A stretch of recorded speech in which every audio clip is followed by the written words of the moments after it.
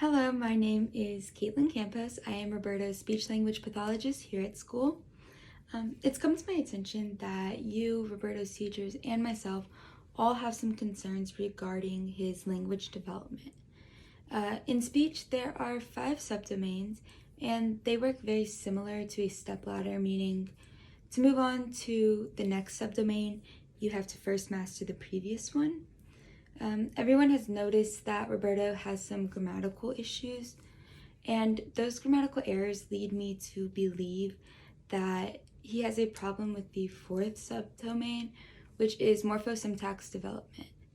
In simple terms, all this means is that Roberto is having trouble putting sounds together. Well, given that he is a bilingual 3-year-old, it could just be that he does not have the vocabulary capacity in both languages yet. And it just so happens that vocabulary is the 2nd domain. So this disconnect could just be what is causing the grammatical errors to occur in the first place. With that being said, the last thing we want is for Roberto to fall behind academically and or socially. So I would like to evaluate Roberto further so we can get him the speech services he needs to prevent that from happening. I would first do this by starting with a hearing and language screening to ensure that Roberto does in fact need services. From there, I would collect any and all background information from you and his teachers.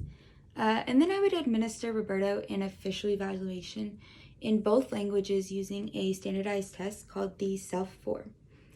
From there, I think the best approach would be to focus on his language processing and vocabulary knowledge. I would like to see Roberto at least twice a week for 15 minutes.